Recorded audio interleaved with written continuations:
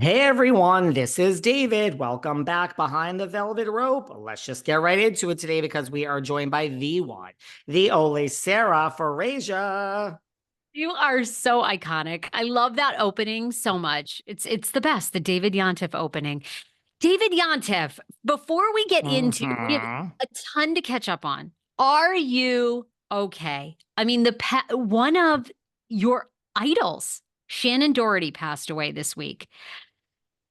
She had just okay, wait, she had breast cancer to start, right? And then it metastasized, It right? So went she had away and then metastatic. it was in remission and then it came back and then it Metastatic. spread to her brain. Can I just tell you that I have learned more from Shannon's podcast about cancer than it's really, I learned a lot.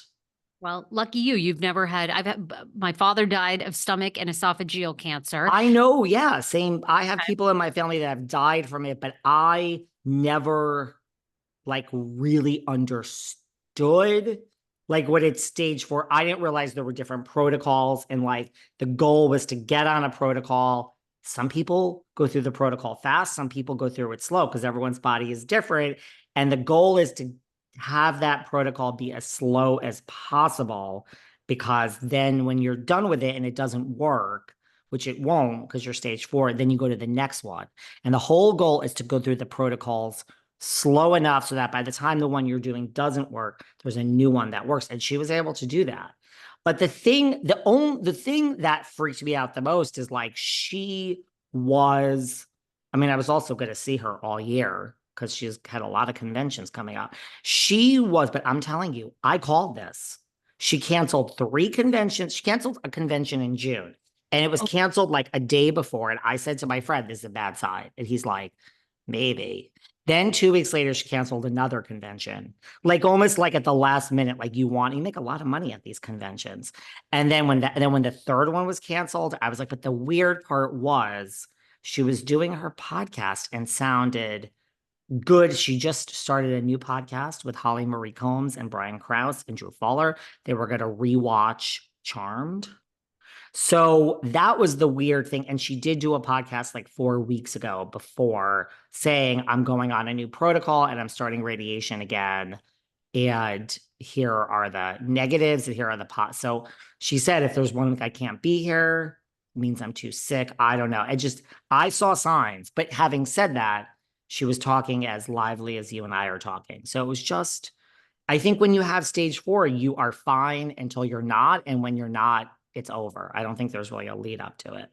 David, how did she find out? Because she lived with cancer for what, 8 years with stage 4? I mean, she lived quite a long time, right? I mean, This is all because of SAG and health insurance, something her health insurance lagged or something like that. She wasn't going for checkups. I think you just need to go for checkups. oh, so she had okay. So well, look, I'm 42. I tell women all the time, even though I don't know what age they recommend women to go get a mammogram, but ask for one.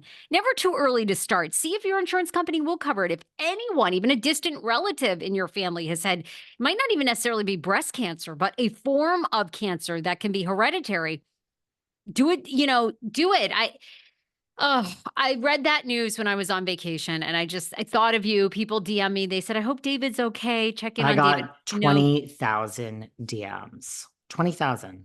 iconic. What an incredible actress. 90210. I mean, I saw somebody else's post who said this, but the show 90210 is what made me want to move to LA. All those years I watched in high Really? school and I was like, I want to live in Hollywood. I want to go to Beverly Hills High. I mean, it was like too late. I was like graduating the next year. But anyway, and my parents were like, "Where's Beverly Hills?" They're like, they didn't have any money or any way to get there. But I was like, You made I it, want to live in baby. LA. I'm telling you, even though you and I have all these big dreams and I'm like creating a talk show and all this stuff, I always think like if it doesn't get any better than this, like I've already made it. Like That's I what I just say. us creating the fact that you and I have successful podcasts that we have monetized that are our full-time incomes. I pinch myself. I almost could cry because See, I you worked in have morning goals. I radio. have given up all the goals.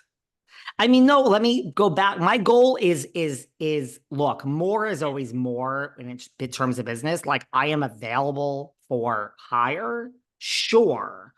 But I don't want to do something that looks sexy at this point if there's no money. So I am thrilled just sitting behind this. Like this is probably it for me. But I mean, it's a great living. You don't have any goals left in your career? I mean, I have a lot of goals. I'd like my own talk show. I mean, just things that are not, I'm not willing to put time into them. Like I'm not going to knock on doors. I just want to run this little business and it's really well, better than most. There's no point in knocking on doors anymore in Hollywood. You have to create it and then they'll buy it. But the days of getting pitched, I was just listening. I listened to a ton of podcasts on vacation. Theo Von, the comedian who I freaking love. And Theo Von is one of the top podcasters in the world. Theo Von on his podcast recently with a guest was talking about how he and David Spade have been trying for years to get a film in Hollywood made that's not even big budget, and they can't even get anyone to bite. From David Spade. That's what I mean. Like I'm not. It's over. You have to create it yourself. Well, I've got big plans for you. People love us. I adore you. I mean, I'm available. See us like you're going to be on the talk show and like we're going to have a round table. I see big things. Okay, well, I'm available and I'm willing to go in meetings and I'm willing to put time in, but I'm just not willing to like drive around in my SUV and knock on doors all day. Because it's very, I don't drive. Having a top podcast is almost impossible, but I do want more. Can I just tell you that, you know what we didn't talk about? Tell me, we got a lot to cover. We didn't talk about Dorit being stopped by TMZ and saying, I'm taking it one day at a time. And this happened a few weeks ago. And how is it going to work? And is the separation going to be called out? There's two people here. It's not just me. You got to ask PK. And then they did say, you will see it all on next season of RHOBH, every second of it. Of course.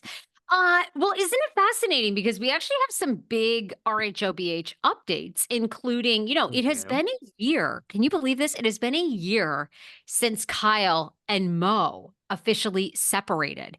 And where is their divorce? Well, press is also caught up with Kyle.